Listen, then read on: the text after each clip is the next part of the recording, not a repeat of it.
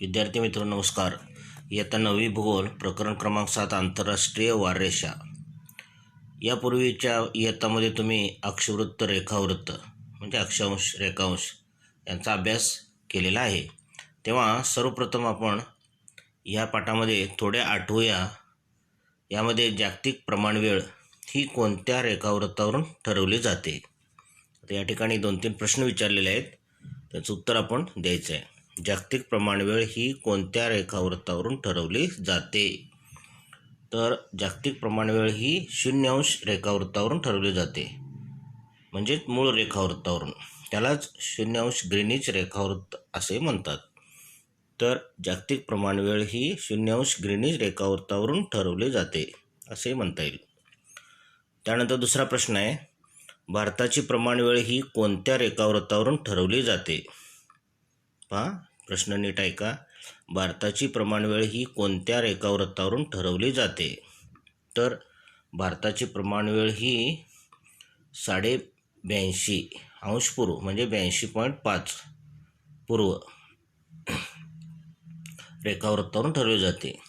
त्यानंतर तिसरा प्रश्न आहे, जागतिक प्रमाणवेळ व भारताची प्रमाणवेळ यामध्ये किती वेळाचा फरक आहे. बघा, जागतिक प्रमाणवेळ व भारताची प्रमाणवेळ यामध्ये किती वेळाचा फरक आहे. तर यामध्ये 5.5 तासांचा फरक आहे. म्हणजेच जागतिक प्रमाणवेळेपेक्षा भारतीय प्रमाणवेळ ही 5.5 तासांनी पुढे आहे. आता त्यानंतर सांगा पाहू असं म्हटलेलं आहे. तर यामध्ये बघा, आपण आपल्या देशात शनिवारी मध्यरात्री 2016 या वर्षाला निरोप दिला आणि 2017 या नवीन वर्षाचे स्वागत केले. असेच जगातील इतर देशातही 2017 या नवीन वर्षाचे स्वागत करण्यात आले. बरोबर. तर खाली दिलेल्या काही देशातील शहरामध्ये बघा, भारतीय प्रमाणवेळेनुसार कोणत्या वारी आणि किती वाजता नवीन वर्षाचे स्वागत करण्यात आले त्याचा तक्ता दिला आहे. बघा, त्याचे निरीक्षण करायचं व त्याखालील प्रश्नांची भारतीय प्रमाणवेळेनुसार आपल्याला उत्तर द्यायचे. तर त्या ठिकाणी सूचना पण आहे. या पाठात आवश्यकतेनुसार घड्याळी वेळ 24 तासांच्या अनुषंगाने दिलेली आहे. तर हा तक्ता पहा, देश, शहर आणि दुसरा आहे वार आणि भारतीय वेळ. या पद्धतीने हा तक्ता दिलेला आहे. तर प्रथम इंग्लंड हा देश आणि लंडन शहर, वार आहे रविवार आणि भारतीय वेळ त्या ठिकाणी 5:30. भारतीय वेळेनुसार तिथे 5:30 वाजलेले आहेत, 5:30. त्यानंतर जपान देश म्हणजे टोकियो शहर, या ठिकाणी वार आहे शनिवार आणि भारतीय वेळ या ठिकाणी 20:30 म्हणजे 20:30. याचा अर्थ 20:30 म्हणजे किती, 8:30. बरोबर. यानंतर अमेरिकेची संयुक्त संस्थाने न्यूयॉर्क शहर, वार आहे रविवार, किती वाजता, भारतीय वेळेनुसार 10:30 वाजलेले, 10:30. यानंतर अमेरिकेची संयुक्त संस्थाने बागेर बेट, या ठिकाणी वार आहे रविवार आणि भारतीय वेळ 17:30 म्हणजेच 5:30 झालेले आहेत. त्यानंतर ऑस्ट्रेलिया सिडनी शहर, या ठिकाणी वार शनिवार आहे आणि 18:30 म्हणजेच 6:30 झालेले आहेत. त्यानंतर न्यूझीलंड म्हणजे ऑकलंड शहर, शनिवार 16:30 म्हणजे किती, 4:30 वाजता म्हणजे 4:30 वाजता. त्यानंतर पुढे आहे सामोआ बेट अपिया, वार शनिवार, भारतीय वेळेनुसार बघा किती झाले, 15:30 म्हणजे या ठिकाणी 3:30 वाजता. आणि पुढे तुवालू पुनापुती बेट, शनिवार 17:30 म्हणजे 5:30 वाजता. आता या ठिकाणी जगात सर्वप्रथम सन 2017 या नवीन वर्षाचे स्वागत करणारे ठिकाण कोणते. आता हा तक्ता पाहून आपल्याला या प्रश्नाचं उत्तर देता येईल. जगात सर्वप्रथम सन 2017 या नवीन वर्षाचे स्वागत करणारे ठिकाण कोणते? त्या ठिकाणी त्यावेळेला कोणता वार होता? बघा, या ठिकाणी तक्ता बारकाईने निरीक्षण आपण करायचं आहे, त्यावर लक्षात येईल. बघा बघू, सामोआ बेट अपिया दिसतं का? हा, या ठिकाणी रविवार 0 वाजता जगात सर्वप्रथम 2017 सालाचे स्वागत करण्यात आले. तेव्हा त्या ठिकाणी बघा, शनिवार मध्यरात्रीचे 24 वाजता म्हणजेच रविवारचे दिसतं का तुम्हाला या ठिकाणी? तर इथे तक्त्यानुसार बघा, सामोआ बेट अपिया शनिवार वार दिलेला आहे 15:30 वाजता, म्हणजे 3:30 3:30 वाजता. त्यानंतर वार रविवार आहे.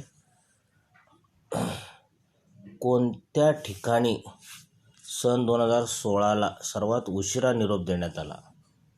बघा, कोणत्या ठिकाणी सन 2016ला सर्वात उशिरा निरोप देण्यात आला? तर इथे अमेरिकेत संयुक्त संस्थाने बाकेर बेट दिसतं का तुम्हाला? हा, या ठिकाणी 17 वाजून किती आहेत? 30 मिनटं, म्हणजे 5:30 वाजता. हां, म्हणजेच अमेरिकेच्या बाकेर बेटावर 2016ला सर्वात उशिरा निरोप देण्यात आला. आता पुढचा प्रश्न आहे, त्या ठिकाणी सन 2017चे स्वागत कोणत्या वारी झाले? त्या ठिकाणी सन 2017चे स्वागत कोणत्या वारी झाले? तर बाकेर बेटावरती शनिवार मध्यरात्री 24 वाजता म्हणजेच रविवारच्या 0 वाजता नवीन वर्षाचे स्वागत. तेव्हा भारतात रविवार म्हणजे 1 जानेवारी 2017चे 17:30 म्हणजे सायंकाळचे 5:30 वाजता, भारतामध्ये 5:30 वाजता म्हणजे 5:30 वाजलेले असते, यावेळेला त्याचे स्वागत करण्यात आले. त्यानंतर पुढचा प्रश्न आहे, सिडनी आणि लंडन येथील वारात का फरक पडला असावा? सिडनी आणि लंडन या ठिकाणी वारामध्ये फरक पडला असं सांगितलेलं आहे. का फरक पडला असावा? तर सिडनी येथे नवीन वर्षाचे स्वागत झाले तेव्हा भारतात शनिवार होता, आणि लंडनमध्ये नवीन वर्षाचे स्वागत झाले तेव्हा भारतात रविवार होता. बघा, सिडनी शहर हे भारताच्या पूर्वेकडे असल्याने तेथील वेळ नेहमी पुढे असते, आणि लंडन शहर भारताच्या पश्चिमेस असल्यामुळे तेथील वेळ नेहमी मागे असते. वेळेतील या फरकामुळेच सिडनी व लंडन येथे नवीन वर्षाचे स्वागत झाले. त्यावेळेस भारतातील वारामध्ये फरक पडला असावा. यानंतर आपण या ठिकाणी करून पहा अशी ॲक्टिव्हिटी दिलेली आहे. बघा, मूळ रेखावृत्तावर दुपारचे 12 वाजले असता इतर वेगवेगळ्या रेखावृत्तावर वेळ काय असेल? आता हे समजण्यासाठी आपल्याला दिलेला तक्ता पूर्ण करायचा आहे. एकाच वेळी वेगवेगळ्या रेखावृत्तावर भिन्न भिन्न वेळ असते. उदाहरणार्थ 0° रेखावृत्तावर दुपारचे 12 वाजले असतील तर त्याच वेळी 60° पश्चिम रेखावृत्तावर 8 वाजले असतील व 60° पूर्व रेखावृत्तावर 16 वाजले असतील. या वेळांची नोंद, आता या ठिकाणी 2 मुलांची नावं दिली आहेत, मिनल आणि सुनील. या दोघांनी ह्या वेळेची नोंद घ्यायची आहे. आता या ठिकाणी तक्ता दिलेला आहे पहा. सोबत दिलेल्या आकृतीची पण मदत घ्यायची आहे. त्यानंतर आपण या ठिकाणी त्याची चर्चा करून प्रश्नांची उत्तर द्यायची. आकृती 7.1 मधील चौकटी आपण भरायचे आहेत. सुनील आणि मिनल या दोन्ही विद्यार्थी या ठिकाणी त्या वेळा नोंदवत आहेत. तर तक्ता पहा, मिनलच्या नोंदी, रेखावृत्त, वार आणि वेळ दिलेले आहे. तर सुरुवातीला बघा, 0° ग्रीनिच रेखावृत्त, वार आहे गुरुवार, वेळ आहे दुपारी 12 वाजता. त्यानंतर 30° पश्चिम, वार गुरुवारच आहे, सकाळचे 10 वाजलेत म्हणजे सकाळी 10 वाजता. त्यानंतर पुढे 60° पश्चिम, वार गुरुवारच आहे, तर सकाळचे 8 वाजलेत. त्यानंतर 90° पश्चिम, वार गुरुवार आणि सकाळचे 6 वाजलेत. 2 तासांचा फरक दिसतो बा या ठिकाणी. 120 अंश पश्चिम वार गुरुवारच आहे, पहाटे 4 वाजता. 150 अंश पश्चिम वार गुरुवार, रात्रीचे 2 वाजलेले आहेत. त्यानंतर 180 अंश रेखावृत्त वार गुरुवारच आहे, मध्यरात्री 24 वाजता म्हणजेच 12 वाजता. आता पुढे 150 अंश पूर्व, आता पश्चिमेनंतर पूर्वेकडे बघा. 150 अंश पूर्व वार बुधवार आहे, रात्रीचे 22 वाजता. त्यानंतर 120 अंश पूर्व बुधवारच, रात्री 20 वाजता. 90 अंश पूर्व बुधवार आणि सायंकाळी किती आहे, 18 वाजता. 60 अंश पूर्व बुधवार दुपारी 16 वाजता. म्हणजे लक्षात येतं का तुम्हाला? 12 नंतर पुढचे 4 म्हणजे 16, म्हणजे 4 वाजता असं या अर्थाने. 30 अंश पूर्व बुधवारच आहे, वार दुपारी 14 वाजता. त्यानंतर 0 अंश ग्रीनिच, तर बुधवार आणि मध्यान्ही आहे, दुपारी 12 वाजता. आता ह्या झाल्या मिनलच्या नोंदी अतक्त्यानुसार. अतक्ता आपण आता पूर्ण केलेला आहे. त्यानंतर पाहूया सुनीलच्या नोंदी ब तक्त्यामध्ये दिलेल्या आहे. तर सुनीलचा जो प्रवास आहे यानुसार या ठिकाणी रेखावृत्त, वार आणि वेळ आपण पूर्ण करायचे आहेत. हा तक्ता या पद्धतीने पूर्ण करायचा. 0 अंश ग्रीनिच रेखावृत्त, वार आहे गुरुवारच, दुपारचे 12 वाजले. 30 अंश पूर्व बघा, वार गुरुवार दुपारी 14 वाजता, म्हणजेच किती, संध्याकाळचे 2, म्हणजे 12 नंतर पुढचे 2 तास, म्हणजे 14 वाजता म्हणजे 2 वाजता या अर्थाने. 60 अंश पूर्व वार गुरुवार दुपारी 16 वाजता, म्हणजे किती वाजता, 4 वाजता. 90 अंश पूर्व गुरुवार दुपारी 18 वाजता, म्हणजे 6 वाजता. 120 अंश पूर्व गुरुवारच आहे, रात्री 20 वाजता, म्हणजेच 8 वाजता. 150 अंश पूर्व वार गुरुवार रात्री 22 वाजता, म्हणजे रात्रीचे 10 वाजलेले आहेत, 10 वाजता. त्यानंतर 180 अंश ह्या ठिकाणी रेखावृत्त दिलेले आहे, वार तोच आहे, गुरुवारच आहे, मध्यरात्र आहे, 24 वाजता, म्हणजे रात्रीचे 12 वाजता. त्यानंतर पुढे 150 अंश पश्चिम वार शुक्रवार, रात्रीचे 2 वाजता, म्हणजे पहाटे 2 वाजता. 120 अंश पश्चिम वार शुक्रवार, पहाटेचे 4 वाजता. त्यानंतर 90 अंश पश्चिम बघा, वार शुक्रवार सकाळचे 6 वाजलेले आहेत, म्हणजे सकाळी 6 वाजता. 60 अंश पश्चिम वार शुक्रवार सकाळी 8 वाजता. तसंच 30 अंश पश्चिम वार शुक्रवार सकाळचे 10 वाजलेले आहेत.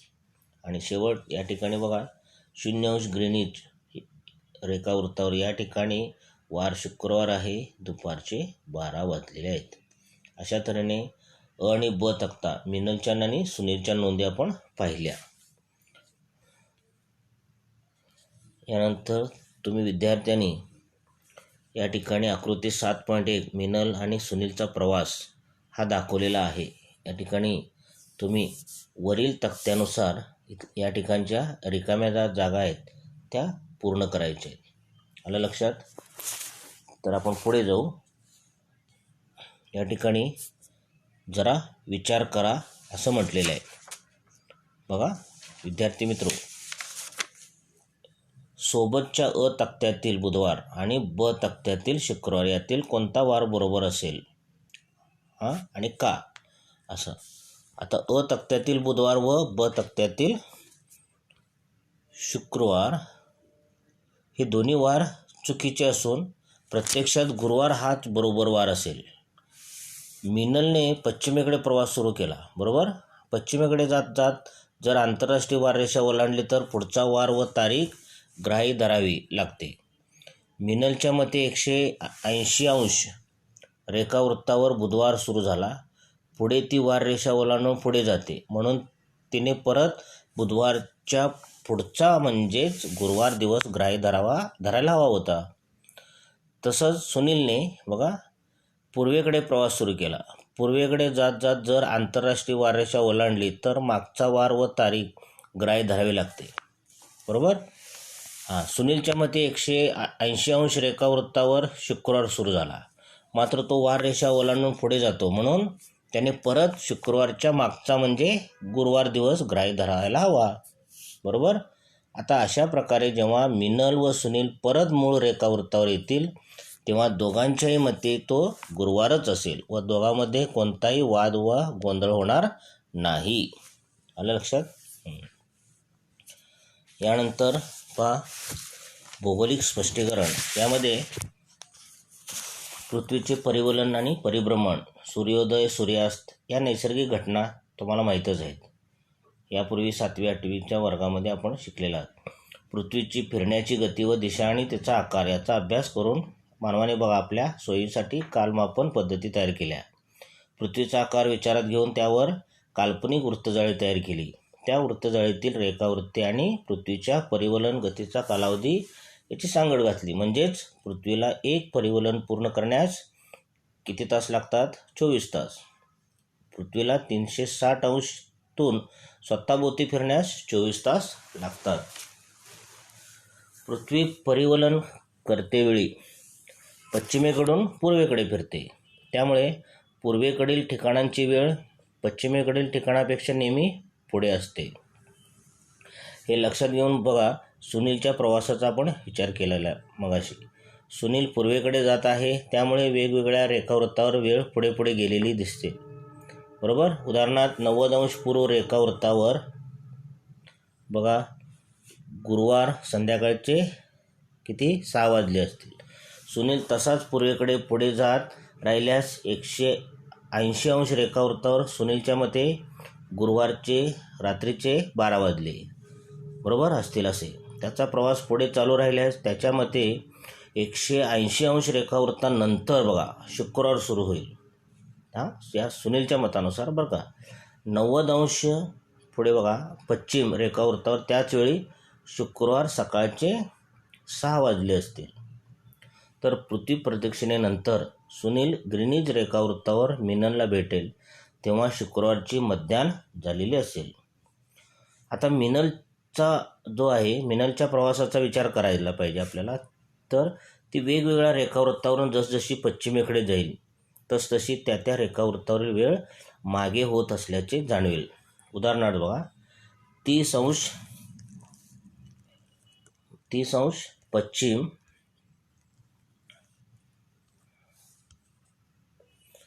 या रेखावृत्तावर गुरुवार सकाळचे 10 वाजले असतील, तर 60 अंश पश्चिम रेखावृत्तावर त्याचवेळी गुरुवार सकाळचे 8 वाजले असतील.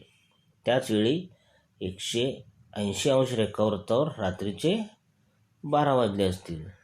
मिनल तशीच पुढे गेली तर 90 अंश पूर्व रेखावृत्तावर त्याचवेळी बुधवार सायंकाळचे 6 वाजलेले असतील. जेव्हा ती पृथ्वी प्रदक्षिणा पूर्ण करून पुन्हा ग्रीनिज रेखावृत्तावर येईल तेव्हा तिच्या मते त्यावेळी बुधवारची मध्याह्न झालेली असेल. आता मिनल आणि सुनील यांच्यात पुन्हा भेटल्यावर वाद होतो, कारण मिनलच्या मते ग्रीनिज रेखावृत्तावर बुधवारची मध्याह्नची वेळ आहे, तर सुनीलच्या मते ती शुक्रवारची मध्याह्नची वेळ आहे. मग गुरुवार कुठं गेला असा प्रश्न निर्माण होतो. अशा प्रकारच्या गोंधळावरती खालीलप्रमाणे उपाय आपल्याला काढण्यात आलेला दिसून येतो. बघा वारांच्या गोंधळावरील उपाय. आता हे पहा 180 अंश रेखावृत्त ओलांडताना काही काळजी घ्यावी लागते, कारण मूळ रेखावृत्तापासून पूर्व किंवा पश्चिम दिशेने गेल्यावर 180 अंश रेखावृत्त 12 तासांच्या फरकाने येते. त्यामुळे या रेखावृत्ताच्या अनुषंगाने दिनांक व वारामध्ये बदल किंवा समायोजन केले जाते. जागतिक संकेतानुसार पृथ्वीवरील दिनांक व वारांची सुरुवात आणि शेवट देखील 180 अंश रेखावृत्तावर होते. म्हणून आंतरराष्ट्रीय वाररेषा आखताना खालील बाबींचा विचार करावा लागतो. ह्या गोष्टी विचारात घेतल्या गेल्या आहेत. 1.